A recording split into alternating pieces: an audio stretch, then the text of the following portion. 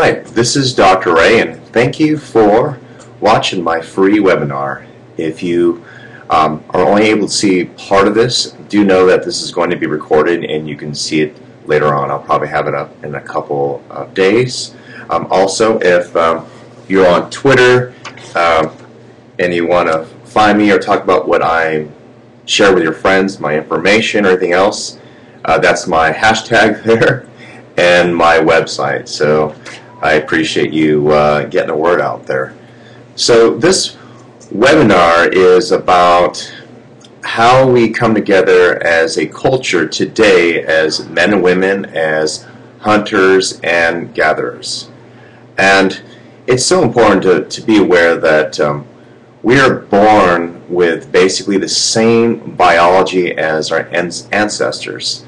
That has been something passed on to their children and their children and their children, and then here we are. And a lot of things haven't changed energetically with our biology. In other words, you being rushed trying to get to work and traffic and feeling the stress hormones is no differently than if you were to be being chased by a saber-toothed cat or living in some harsh climate and just trying to make ends meet. That basically we have biology that can take over ourselves, including our romantic life. So keep in mind, I'm going to be making generalizations. Hopefully I'll make this entertaining. It's me talking to a computer screen. Do know that I'm not looking at myself, I'm looking at this thing here. And I hope that you get a lot of value out of this. Now, this is, again, I'm making generalizations, so anything I do say, if it doesn't resonate with you, then just leave that aspect of it alone, and hopefully you can take in what does resonate with you. So I just want to put that disclaimer out there right now. Let's talk about our sexuality, okay? When I talk about sexuality, I'm talking about our actual essence, our masculine and feminine qualities. So a masculine person is definitely going to have some tendencies, some certain behaviors, and so is feminine people. A man can embody feminine characteristics, and a woman can embody masculine characteristics. What's so important to know about that, why that is important to hear this on this webinar, is that whatever we assign ourselves to do, and meaning whatever tasks that we set forth to do, our biology will follow. In other words, that there'll be a certain amount of hormones and neurochemicals in our body to, I guess you say, is to take care of that task and get that done. For in other words, if you are a mother, and in order for you to have that bonding experience and to create the circuitry in your brain so you can raise your child, so you can protect your child, and so on, that your body is going to produce exactly what it needs.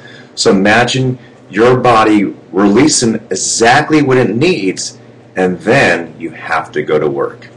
How would that affect you? In other words, how would you be able to be at work when you have a rush of chemicals in your body that's saying you should be at home with your young? So a big part of this webinar is about understanding that, maybe find some ways to incorporate healthy ideas so mothers have it a little bit easier, and also if you are going to work, that you find some type of rituals to connect you to that, so there's not that extreme discord in motherhood and having to work at the same time. And so I call that, a woman when she's having to gather and hunt at the same time. So back to, again, about the masculine and feminine qualities. Again, if you are a feminine person and you're not necessarily tapping into life and doing certain things such as rituals that make you happy, then definitely that can diffuse your energy. You can feel depleted, you can feel agitated. And a man, if he's not doing certain things that are more geared towards his masculinity, such as working, feeling challenged, grounding himself, then he also might be disconnected from his purpose. I mean, many people have experienced this. If you've seen a man unemployed or just not really connected to his purpose, He starts becoming depressed. Maybe he becomes angry. He might start watching a lot of television. He might even masturbate to porn. Who knows? Everyone has different coping mechanisms. I'm not saying anything's bad. What I'm trying to say is, though, that I do know and recognize that when a man is not connected to that challenge in his life, he starts feeling a little bit depressed and not happy, and he's very difficult to be around. So when I talk about masculine and feminine energy, just be aware there are certain behaviors and tendencies. Now, do know also this. I mean, a lot of people think that, well, it's something that's more in the culture. No, you can go to many other cultures, and it's the same thing, where there might be women doing more masculine things, and there might be men doing more feminine things, but hands down, still a lot of the characteristics, a lot of the behaviors, including the temperament, they seem to be the same across the board, globally. So I don't think it's necessarily something that has to do with your culture. Now, within the culture, people have certain tasks that they do that are different, but still what we're talking about is the same biology regardless. So some characteristics of a feminine person might be more free-flowing, it might be more right brain, it might be more emotional, it might be more connected to the now moments, it's connected to play, colors, it's nonsensical, it's just I guess you say it's someone maybe who's able to connect more to life and more her right brain, not like right in the sense it's the right one, but her right brain has to do with more emotions. A masculine person might be someone who's a little more calculated, who is analytical, and is more rational, and is more concerned about time and doing things the right way, and he might be more organized. So again, these are generalizations, but you do have we all embody these different characteristics. And so when I'm talking about feminine masculine energy or feminine masculine sexuality, I'm talking about the same thing. So it's very important to, what I want to take this webinar to is just that how our biology basically follows the task that we do. And in other words, and so I want to go back, I talked about this a little bit earlier, and that is, if you are having to take care of children, you're having to work at the same time, then how does that fit? How does that work into your life with your spouse, or if you're doing it as a single mother? In addition to that, if you are a more artistic man and you're not necessarily maybe making money in your life right now, how do you connect to life to where you can feel happy and feel grounded? So this webinar is not about where you have to be a certain way. It's just to really embrace those certain characteristics and know what they are and find rituals how to tap into that so you're practicing that. In other words, if you are in mother mode, then you're actually, for the most part, usually if you're having to protect your children, you're having to go to work and so on, believe it or not, that's more masculine. It's more in the head. It's where you have to be careful. You have to hunt. You have to take care of the tribe and so on. And ancient times, if you were a woman, you had other women who would take care of your children. So it was maybe a little bit easier. The community would come together and do that. The things were shared. Today, in this culture, we're very individualistic. I mean, basically, couples and just one parent has taken on way too many roles, and so it becomes very difficult to be a mother. I mean, mothers are always crying out that I want more me time. I feel like I'm doing so much, and then my husband wants to come home and make love to me. I'm just not there. I'm not into that. And very important to be aware of also men that, you know, when your wife is, say, breastfeeding, that she's releasing prolactin, that's going to diffuse her libido, so she's not going to be excited to be with you. And in addition to that is when a woman is breastfeeding, there's also this experience of a release of dopamine and serotonin. So she might be kind of in that euphoric kind of that high in which that she's not really thinking about you. She's kind of more in a daze with that kind of parenting aspect. So when it comes to sexuality, it's a whole other different mode, and very hard for, say, a mother to experience, especially, again, if she's protecting and taking care of the children. So, I want to talk about, by the way, I'm going over some notes here. So how is it that women become, or let's talk about our culture in general, how is it that women, why are women becoming so much stronger than men, and why maybe men are becoming feminized? There's many ways to look at that, but let's even take it back to maybe the early 1900s, maybe up until 1910.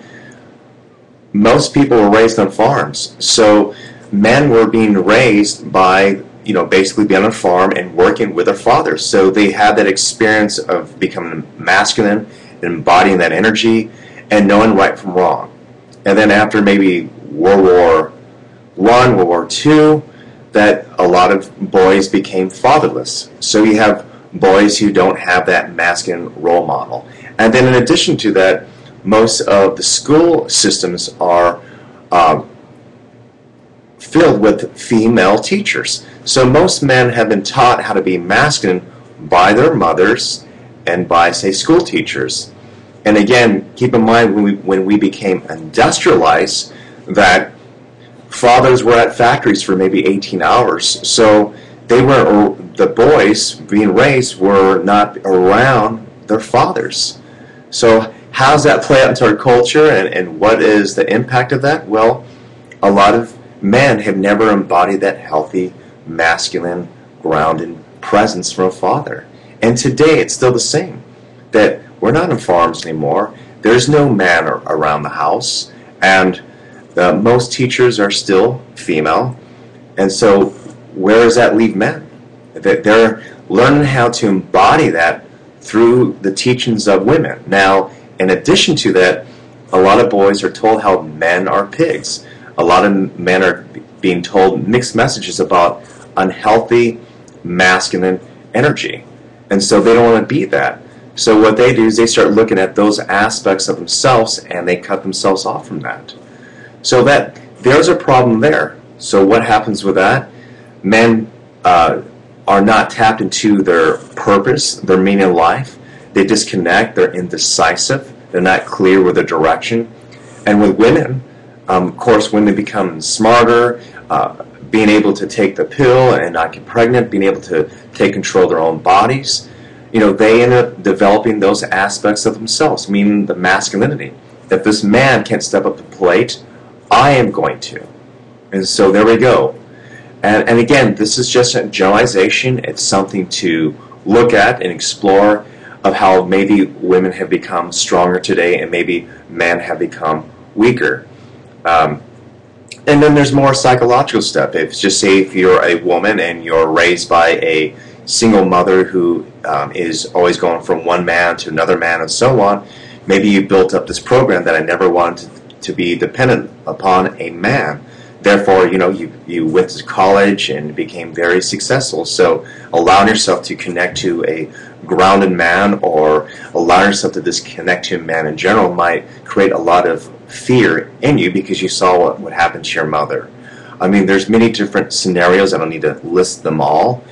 For a man, it could be the same thing where your father leaves, and so you're raised by your mother, and all she does talks about how much of a jerk he is, and therefore your first association to masculine energy is a jerk, something that's negative. So, and also being with a mother all the time, you become more feminized. So there's many factors to look into why it is that sometimes people become more masculine and feminine. None of it's wrong. What's really important is that whether or not it's a defense mechanism, and if you are able to find ways to connect to your essence. Also, part of this webinar, I wanted to answer some questions. So there's a question I have. Let me see what I have here. All right. I have always taken care of myself, my husband, but I honestly think I might know how to get things done better than him. I know he tries and loves me, but I'm unsatisfied with our relationship. So what I'm hearing is that here's a woman describing that she has always learned how to take care of herself, and she maybe doesn't trust her husband. There's, of course, if this person was in front of me, I would ask her more questions to give a more accurate answer. But one way I like to answer it is this, and that is if you were to look at the type of a relationship you'd want with a man, do you know how that would look? In addition to that, what would you be willing to give up? What would you be willing to surrender? And this person, this woman, this imaginary person who sent me an email, you might feel this fear. Like you might feel like things will not get done. I don't know if I can trust him. I couldn't trust my own father or my own mother. So there's got to be a way for you, not so much to put your trust into your husband, but to put trust into life itself. That might look like where you work with a therapist. It might mean where you find ways where you connect back to your nature and move more into this now moment rather than being stuck in a past and fear. A lot of times we're operating come from a place of fear. Therefore, we continue to continue to repeat that same pattern that we experienced as children. So if you always had to take care of yourself, go figure you're having to do this now with your husband. And this is what I believe, that any woman where if she doesn't feel like there's equality in a relationship, where she doesn't have a man whose presence, where she can soften herself and breathe into her body, the relationship is always going to feel unsatisfying to her. So there's not that balance. A lot of times people want equality, but what they're really asking for is that experience within themselves. In other words, your partner can never compensate for you to make you feel better about yourself, but your partner maybe can hold space and hold that place of love for you so you can step into it. And what that might look like is if it is a woman and she doesn't feel like her husband is trusting or present or grounding, he's got to find ways of how to get there, and maybe she needs to figure out the language to articulate that so she can teach that, and to see whether or not she can even soften herself to relax into that, so the relationship feels as though that there's some type of reciprocation. So important, and this happens a lot with women and with couples where one person's taking care of the children, the other person's working, or they take turns. While there are certain roles that you take on to raise the children, are you both able to find me time to connect to your essence again? Are you able to relax into your body? And are you able to connect to love? Because if you always are caught up in more of the roles that you play and trying to do the right thing, and just the relationship becomes more about a negotiation, of course you're going to lose the passion and you're going to get frustrated in your body. Okay? And it happens all the time. It's why a lot of times, when they want to go on a vacation, usually they just want to go on a vacation away from everything, from distractions, so they can disconnect from that. If anything, they're just really trying to connect to the silence, the freedom, so they can breathe and reassess things in life. So important. So thank you for your question, whoever, I'm going to leave the name anonymous here, but thank you very much. Again, I'm Dr. Ray. Thank you for joining me. And if you are on Twitter, here's my hashtag here. Thank you. Thank you very much. So something to recognize also. So I want to answer something about men also. So there's a reason why men do not feel empowered, and something to think about for a moment. Think about all the, I guess you say, male role models today, say in the media. Like, is there any man out there who is actually directional and sensitive? Directional and sensitive, a man who's actually strong and present and very open-hearted. There's not many men that we can look up to. If anything, it might be someone who's extremely spiritual or someone who's very financially successful. So I think that the happy bridge is being able to bring that together. And so I think that a lot of men, their sense of purpose is they think it's in their career, it's making more money and so on. But the thing is that there's always someone else out there who makes more money than you. Life changes, things happen. So therefore, a man trying to better himself by his career or even embarking on the spiritual journey to find himself, there still has to be some connection to your true self that's beyond these circumstances. And that might mean going into meditation and clearing out your head. That might look like you hiking and being able to clear yourself and really just ask yourself, why are you here? Why are you here? You know, what is my purpose here? And it cannot be about something you need to do outside yourself. Of course, that might be part of it, but it has to do more with, am I happy where I'm at right now in my own life? Can I just take my own breath right now? And this takes a lot of skill. It takes practice. It takes rituals that you need to do every morning when you wake up. Just sitting with yourself and just having gratitude, just having your own, wherever you live, having your own breath, just having that security itself and knowing that you're fine. So that's for men there. So I want to talk about, I want to move forward to talking about how we might actually select our partners. And this actually will tie into maybe also jealousy and so on. And this also has to do a little bit with hunters and gatherers. Do know that regardless of how evolved we think we are as a civilization right now, that your biology can override it can hijack your emotions. And so even if you are a woman and you never want to have children, the way that you might choose your partner is going to be one who is maybe affluent, one who is healthy, someone who can take care of the young, and so on. That your biology is designed to choose that type of man, because if you're just to be with, say, a one-night stand and get pregnant, then you're carrying maybe a child who's unhealthy, and the child maybe is not going to have anyone to support that child. Now, I do know that there are women out there who do not want to have children, but your biology is still geared that way. It's why even when women maybe are having sex with a person that they're not that serious with, that they might not necessarily sleep around, because there's still this unconscious fear that they could get pregnant. And again, just having random sex with different people means you might have to carry a child for 9 months. And again, usually, this is something that women used to do, say, and tribes, where they would want to, of course, be with a man who people liked. He was affluent. How would that look like? What would that look like today? That might be a man who makes money. It might be a man who's stable, because he may or may not live. I mean, he might go out into, say, if it were when he was like living in a tribe, he might go out and hunt and be killed.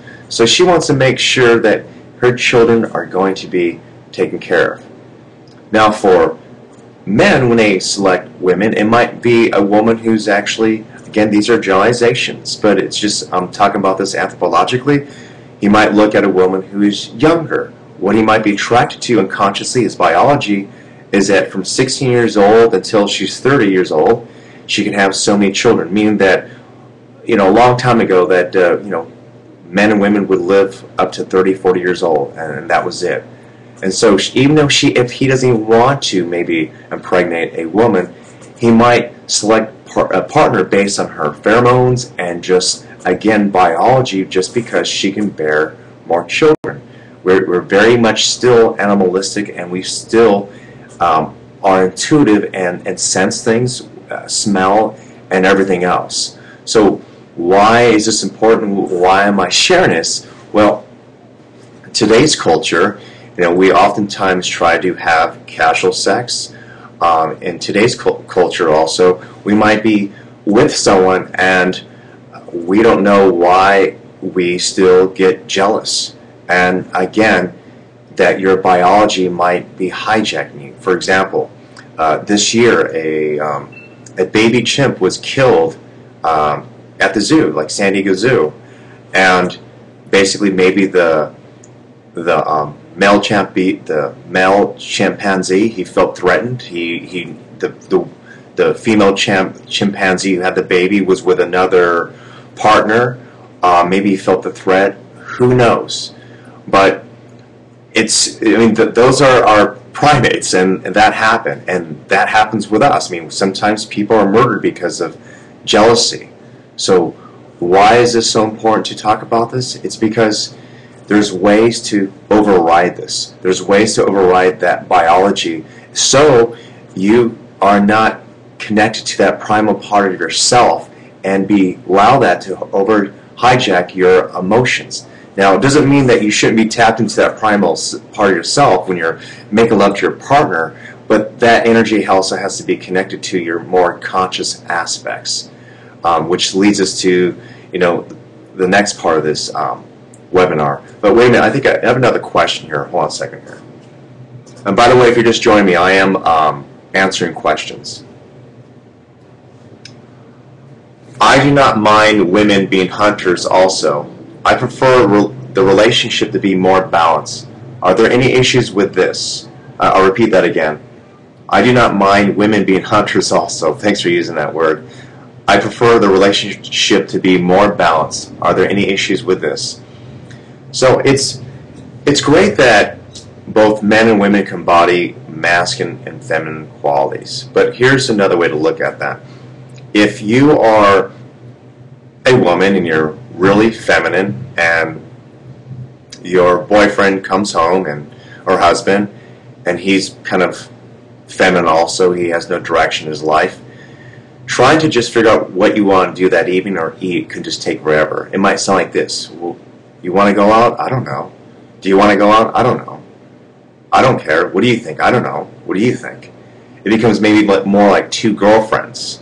Whereas if it were if you're a masculine person and you're having a conversation with another masculine person, the conversation might be more in a head where, you're having issues with your boss, and so you start, say you're a woman, and you start talking to your husband about this problem you're having at work, and he comes home and starts talking to you in a kind of more masculine way to how to resolve the issue. More than often, that still stays in the head, and as a woman, you're not feeling connected to your heart. Therefore, you just kind of have two men talking it out in the head, and sometimes that leads to argument because it goes into more being competitive and just disconnected from the bigger purpose. So when men and women embody both energies, it's fine, but what's more important is if you can dance with each other. Sometimes, especially in a bedroom, if you have two people who are trying to be dominant, it doesn't work as well, and there's not that spark of polarity, that sexual polarity. Also in conversations, it's a lot easier when you have someone who can receive when you're sharing, and then them able to give and you receive, and so forth. It goes back and forth. So it's beautiful if two people can embody those. It's just whether or not you feel comfortable to relax into your masculine energy, and the woman is able to relax in her femininity. Because I do know this, as a man, if you're wanting to make love to a woman and she's kind of guarded because she's got more of that masculine energy, then the love making is not going to be as explosive and exciting. Same thing for a woman. If you are with a man and you want him to be present and grounded and so forth and just connected to him so much more than his work and so on, and you want him to take you deeper, same thing. You're going to feel as though during the love making he falls short. He's not really taking you deeper to that place where you know that you can experience that bliss. So that's my answer for you. I appreciate your question. So it's just looking at yourself and whether or not you feel as though you can take your woman deep and whether or not she can fully surrender. And that would be in conversations, that would be in love making, and so forth.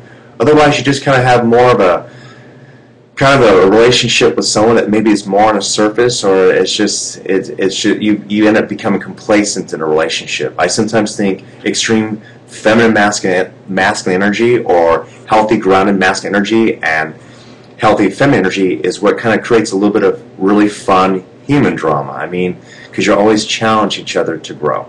So there's my answer for you. So thank you for your question. And if you're just catching me, I'm Dr. Ray, and this workshop is Living as Modern Day Hunters and Gatherers. Thank you. So I'm going to move forward to talking about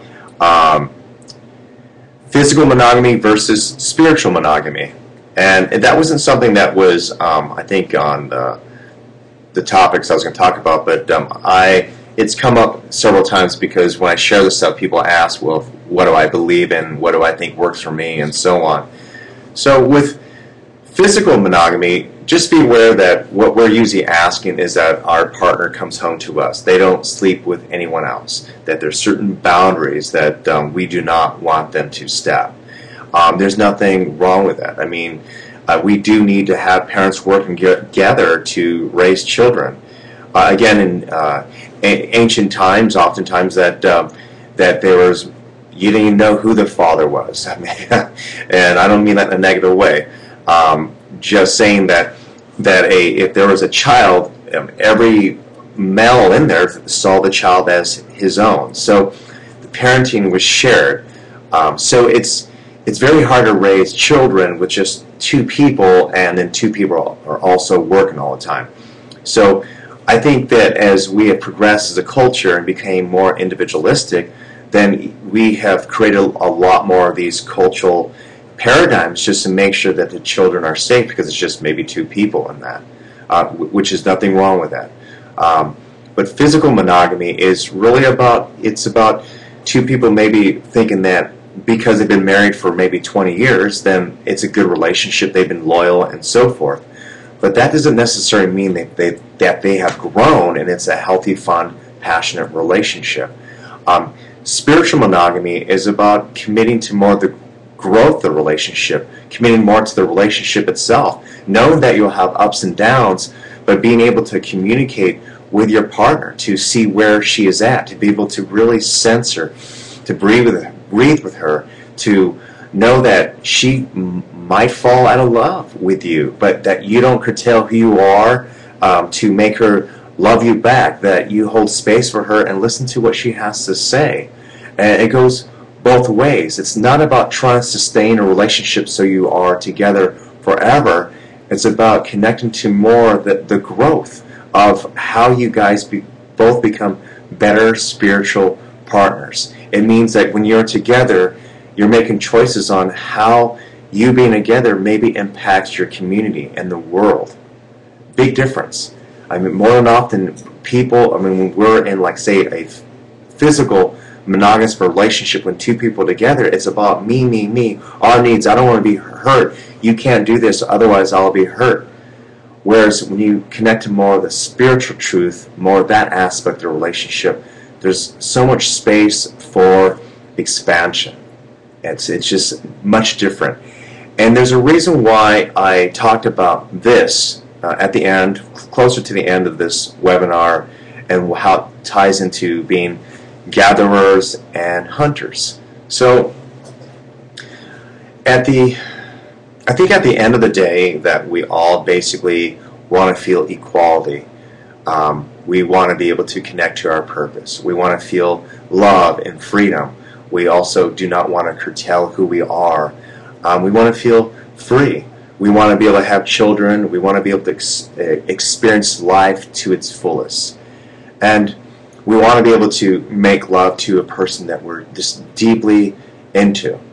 And there's so many distractions on our planet, from the media, what's going on in the world, politics, and so on. Just be aware when you're paying attention to that it's probably creating stress in your body. In addition to that, when you're paying attention to all that stimuli, it's disconnecting you from your purpose and possibly your partner.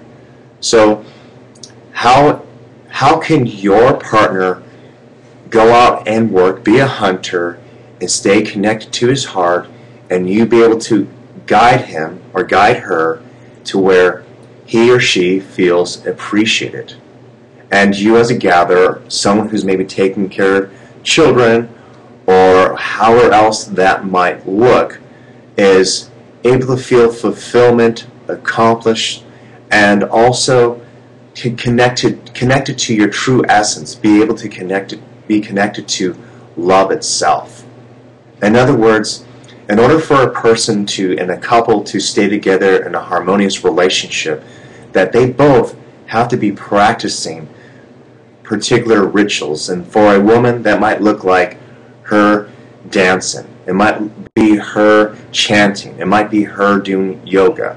For a man, that might look like martial arts. That might it might look like him getting together with other men to call him on his stuff. There's certain ways for couples to really stay connected to that and to come together.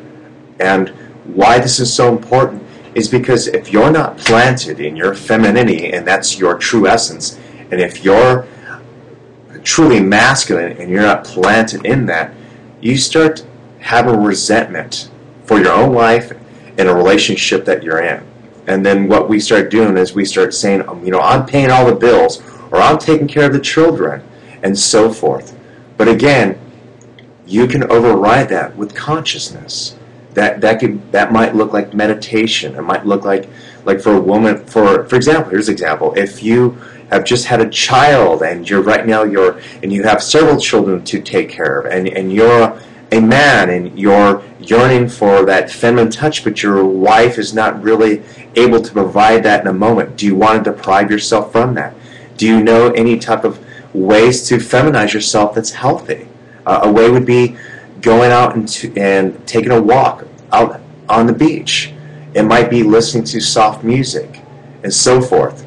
A woman who is so caught up with raising children and being protective and all that, going out with your female friends, going dancing, maybe have a glass of wine.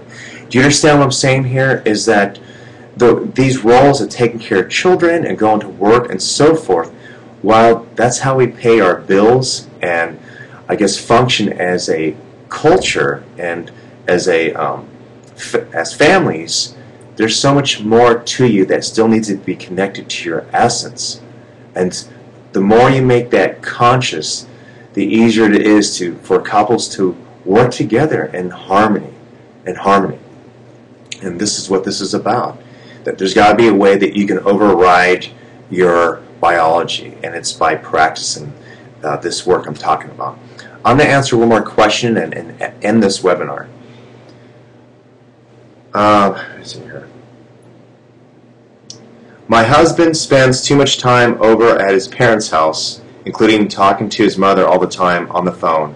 I feel like I am in competition with his mother. Do you think this is strange? I'll repeat this again. My husband spends too much time over at his parents' house, including talking to his mother all the time on the phone. I feel like I'm in competition with his mother. Do you think this is strange? Interesting question here. So, again, when people send me questions, there's so many other questions I would ask you, so I can answer this more succinct. A lot of men, again, keep in mind they are raised by their mothers, and so there is this attachment. And I do know that a lot of times women look at men as mommy's boys, and they have difficulty testing themselves. For example, like the Aborigines, the boys would go on a walkabout, when they're like 13 years old, to kind of test themselves, test lives, so they can grow up, and that would give them that sense of self. There really isn't no rituals for men. Maybe the Cub Scouts, Boy Scouts, who knows? Things have changed a lot. So you might be correct. He is fearful of that. And you also don't want to mother him by telling him what not to do.